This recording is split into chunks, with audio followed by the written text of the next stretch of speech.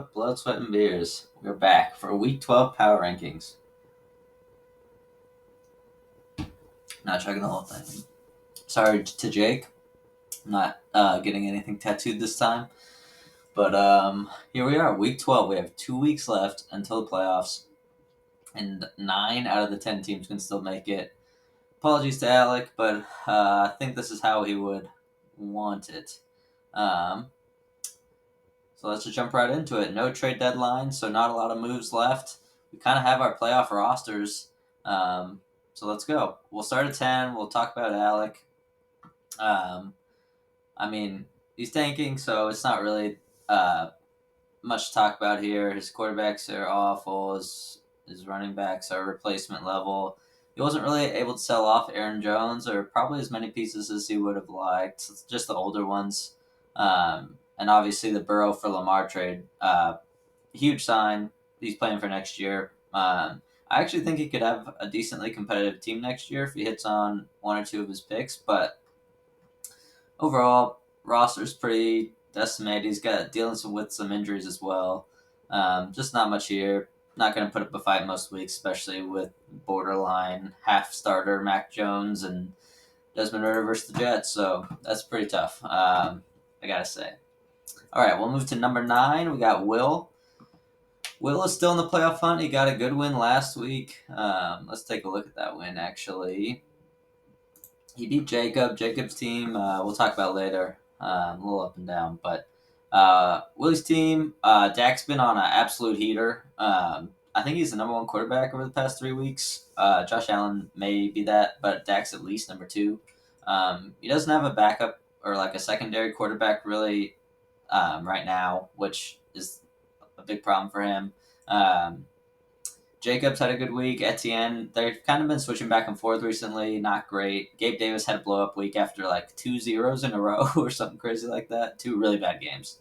Garrett Wilson had a salvaged his week with Nick Boyle touchdown at the end. Cooper Kupp, are we worried about him? Been pretty bad recently. Kind of re-injured his ankle. He's old. Is this a piece he should have sold? We'll see. Speaking of a piece he should have sold, Quinn Johnston, not been good, even despite all the opportunity. Alas, he doesn't have much on the bench, so it's pretty much starters or nothing here, and his starters have started to wilt a little bit, which I think he ultimately wanted, but for a while there, it looked like he had a strong team. But yeah, number 9, Will. He could still make playoffs. I don't think he wants to. All right, number 8, we're going Steve. I know Steve had a big win last week. Actually didn't play too bad this week, but he still has Kyler's bye next week, and he doesn't have a QB3. Oh, he does. He has Stafford. I forgot about that. He traded his quarterback the last time I said he had more quarterbacks. So I have 2 quarterbacks, I guess. But just we have 2 running backs here that are playing with absolute garbage at the quarterback position, which is bad. Adam Thielen has had quite the downturn after a really hot start. Kind of made me look stupid, but now, maybe prove me right. I will say Tank Dell has been an awesome find. That was a great pick. He's been borderline the best rookie this year. Somebody will probably point one out to me, but this flex grouping here is not bad. Collins has had a good season. It sucks that he has Tank Dell and Nico Collins because usually that'll limit some upside. Brandon Cooks has been pretty good recently. Shakir is hugely boomer bust. And he actually didn't have a bad week, so it's not horrible. There's not a ton of bench here. Actually, there's almost nobody I would want on the bench here, so that's kind of why he's at 8. Just lower upside than a lot of teams. He's got good quarterbacks, obviously. That's always been the case with Steve, this is a team that could pull off a couple wins at the end and make the playoffs, but I don't see them really making a lot of noise. So yeah, that's Steve at 8. Number 7, we'll go to Jake, the other side of this matchup. He got a good win. I don't know if he wants to make the playoffs or not, but he won, and he looked pretty impressive. Herbert and Fields, good QB combo. I think he has the Fields more stack. Yeah, so that's been really hot. Zay Flowers had a great game, and he's been good. He just hasn't been scoring or getting downfield targets. But with Andrews out, they might change his usage a little bit, so that'd be great. Starting both Pittsburgh running backs, not probably ideal, but they've both been actually pretty good. The Steelers' offense looked a lot better. They have at least a decent matchup next week, so they both could pop off. Laporta's been great for a rookie tight end, especially. I did not expect that at all. I mean, but Iowa tight ends, right? Can't really doubt them. Devontae Smith without Goddard has been great, and Addison's been up and down, but that's not really his fault, I don't think. And I don't like starting two tight ends in this, but you got to do what you got to do, especially when A-Chain is out. There are some decent other flex options, boom or bust mainly, but Jameson Williams, Curtis Samuel, Dotson at times. So a little more depth than some of the other teams lower on this list. But I like them on a good week, like a Bears good matchup week and a Steelers good matchup week. They could make some noise, but they really lack the upside. But it is a really young team. I know I said that every single week about Jake's team, but it's true. And definitely next year I'll be scared of this team, probably. All right, number 6. Staying at number 6 with another good win is the Brotherhood. Alex from the ashes has risen into one back at the playoff spot. He's a little behind in points for because of the start of the season, but here we are. I mean, one game back's not bad at all. His quarterbacks have been playing really well recently since he benched Geno. Lawrence has been great. Howell at least puts up the numbers, even if he loses by 30. So that's, you love that garbage time QB sometimes. I wish I had that. Gibbs and Bijan have finally started showing out. I mean, their coaches just started using them. They're good. We all knew that.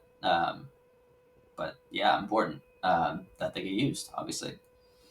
The receivers have been kind of down of late. I know these guys had decent games. DK has been kind of disappointing for DK. So that sucks, but his playoff matchups are great. So maybe if Alex makes it, he can cause like a surprise upset, which, he's got some good players here. Kincaid and McBride, great young tight end duo. Another Falcons player. You're relying on Ritter, which isn't great. Rashad White, top 10 RB, very good. I didn't see this coming at all, but he just gets so much usage, and the Baker's keeping the Bucks in game, so he's getting a lot of goal line looks. It's been a great season for him. There's also some decent depth pieces here. Singletary's had a good run, pretty much the starter now. OBJ's looked all right. Judy on a good matchup week. It's not a ton, but you know what? Good team, solid team.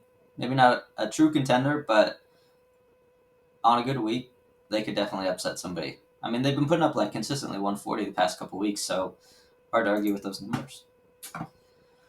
All right, now we will move to. Yes, we'll move to Jacob. That's not Jacob. Jacob lost this week. Jacob's been kind of going through it of late. I know he's had a lot of buys and a couple major injuries like Ken Walker, but he has Charbonnet. But again, the Seahawks matchups recently horrible.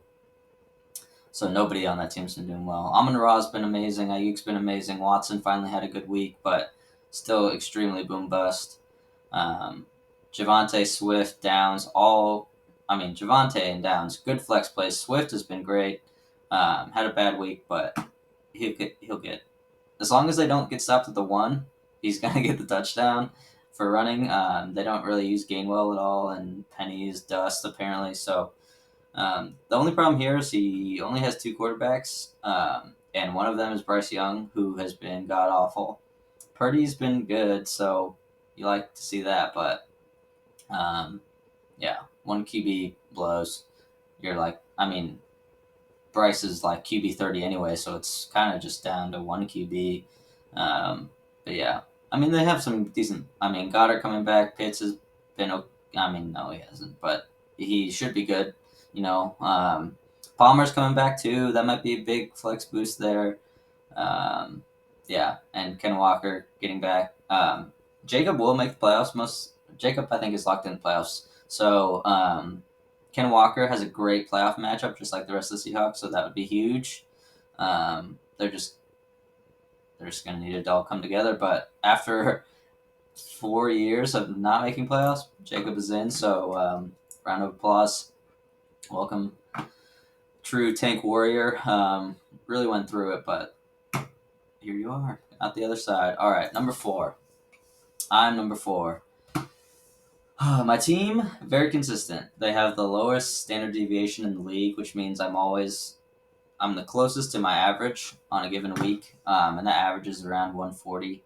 I've only had 2 games, I think, 2 or 3 games outside of the 140s, and 2 were above, 1 was below. So pretty consistent, very high floor. I just haven't had a lot of ceiling. Hopefully Lamar can provide me some of that. Burrow would have, but he kind of had a bad season. Carr's been ass. Montgomery and Mostert, my God, if you had told me that both of them would be this good this season, I wouldn't have believed you at all. They've been great. I don't have like any other options besides Khalil Herbert and like these dust balls. So like it's bad after them, but thank God they've been good. Because my running backs usually have trash. My receivers though, very good. I was down. Well, I chose to start Douglas over Hopkins this week, which was fine, even though Douglas got hurt. Evans has been great, touchdown machine, future Hall of Famer, amazing. Always loved Evans. Deontay, even though he doesn't care sometimes, he can still be pretty good. The Steelers should have challenged that one play, and he would have caught that touchdown. I don't know if you guys saw that. He got 3 feet in, and they called him out, and the Steelers didn't even review it. Kind of absurd to me. Wouldn't have mattered for this game, but yeah. Schultz was bad. Hopefully he turns around. Yikes. Keenan's been great. AJ Brown's been great. And Olave, hopefully his concussion's better. The receivers are keeping me afloat here. That's how it's always been for me. Hopefully JSN can pop off a little bit at the end of the season. Maybe give me some hope for next season. Like some true wide receiver 1 or 2 upside hope next season. But yeah, still a solid team, very high floor. So if you have a bad week, I'm most likely going to win. But if you pop off like Kevin, I might not be able to keep up with you. All right, number 3, we're going Vijay. Vijay's team has actually been improving of late despite all his injuries. I know Dobbs had the disaster class that we all watched on Monday, which was pretty gross. Jordan Love has been very good over the past 3 or 4 games. And that's a little scary, especially because Minshew's solid. Dobbs can usually be solid. I don't see him ever starting DeVito, but he's there. And then he has CMC, RB1 for life. Tony Pollard has been scoring again, although Daddle's kind of eating into him, so maybe a little worry there. The main worry for me on this team is Eckler, because he has not looked good. Even when he's had the ball and trying to make plays, he has not looked very good. So that's a little bit concerning. Godwin hasn't been very good this season. He's a solid 6-7 points a week, but pretty much no upside. Diggs and Waddle are great, even though Diggs is on bye next week. Brees has been pretty good, but limited by the Jets and Tim Boyle, obviously, but still solid. Great flex play. And then Mitchell could be interesting down the stretch. He's been getting a lot of the work recently. Gus Edwards and Justice Hill kind of were behind him in the Chargers game, and now they have a bye, so we could see league winner potential there. He looks really fast, too. And then the other big thing is Jonathan Taylor's out, so Zach Moss is going to be getting all the work again. And Jefferson is coming back after the bye. So this team is bolstering up for the playoffs, and I thought they were so good at the beginning of the season. Their stars of the lineup, Kelsey hasn't even been that good, and they've just been amazing. And so this is still one of the scarier teams to me, despite their quarterback issues. Just good. Definitely a contender. Actually, we're going to stay there because number 2 is Fuller. Fuller went all in, and 92.46 is a good indication that you are a contender. This is insane. 75 points from your quarterbacks is pretty insane. I don't think Kenny Pickett has 75 points all season. His running backs have been all right. Connor Pacheco's actually been pretty good. And then he got Derrick Henry as well, which is huge. Ramondre's been surprisingly great despite how bad the Patriots have been. And then the touchdown gravy train stop for Gus this week, which kind of sucks for him. And then he has Jamar Chase and Devontae Adams, who can take any ball to the house, so it's always good, but the floor has definitely been lowered for them with their definitely bad quarterback for Chase. Mediocre, unbiased quarterback for Adams, alas. Um, Debo's been good, but he's pretty boomer bust. And then on the bench here, I mean, Russ has been a great QB3, so as long as, I mean, if the other two aren't healthy, Russ is filling in. And then the decision to bench Kyron this week, very curious. Don't know what you're waiting for, but Kyron should be back in the lineup, and that, I mean, just replace Gus, and I mean, that's huge. Or Connor, whoever. So yeah, that's bolstering up for the playoffs as well. Cooper, if Flacco's in, I actually have more hope for for Cooper with Flacco than I do for DTR. Flacco will throw a bunch of picks, but he can chuck it. And then Sutton has been a touchdown machine. Pickens could be on the uptick with the new Steelers offense, but still not amazing. But yeah, this is definitely a good team. Definitely a contender. All in for a reason. Yeah, like them a lot. Great QBs. The QBs are the best in the league. It's going to be hard to beat them. And then that leaves number 1 to Kevin. Kevin beat me this week pretty handily. Not by my own faults, but I mean, Stroud, top 5 dynasty QB right now, he's been amazing. I mean, top 5. He's borderline. Like, let's be honest. Goff has been great. The Goff Tua, like QB2 has been amazing. Taylor being hurt does hurt, but he's already locked up the 1 seed, or he's locked up a bye. So Taylor might be back by the time he plays in the playoffs, unless he goes to IR. Kamara has been good. Just catches a ton of passes. That's all you really need. Tyreek Hill, obviously, very explosive. Calvin Ridley's kind of caught fire recently, so if he can stay hot, this is going to be dangerous. Same with Bryce. I think it'll be more inconsistent with him, but Mahomes kind of leans into him at the end of the year. It could be special. This is like the only scenario where I want to play 2 tight ends is these guys, because Hawkinson's going to be solid. Always get you the points every week, and then Kittle has the upside for 30. So this is a great tandem there. McLaurin and Puka at down weeks. I expect them to be a little better, although not like a ton better. Maybe downgrading from what we saw earlier in the year. You still got T. Higgins on the bench, Tutu Atwell if anything happens to Cup. Bateman has actually looked okay despite the performances. So there is a little bit of depth here. Pierce has been bad. I guess there's not a lot of running back depth as much as I thought, but he's tops on the league for a reason. I mean, let's look at the standings real quick. He's not the top scorer because Vijay started so hot, but him and Fuller are right there, and it shows here. So I'm most excited to see who begrudgingly gets the 6th seed because I don't think any of them want it, but somebody's got to make it. Jake's in the driver's seat, obviously, and I think Alex has probably the most dangerous team weekly, but I think Jake's team might have the floor that gets him there. But yeah, it's going to be interesting. Who we got this week? Let's do a little preview.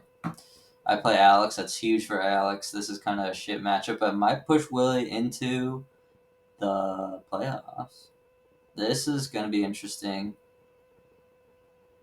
I think BJ will dominate. And then the battle of the buys. I mean, for real.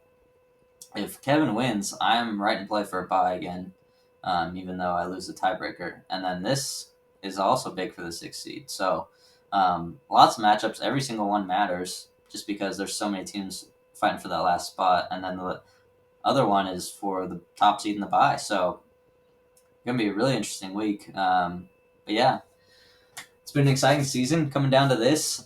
Teams gearing up for playoffs, trade deadlines passed. So going to be exciting, guys. So good luck to everyone except for Alex this week. You know why. And cheers. Ocean man, take me by the hand, lead me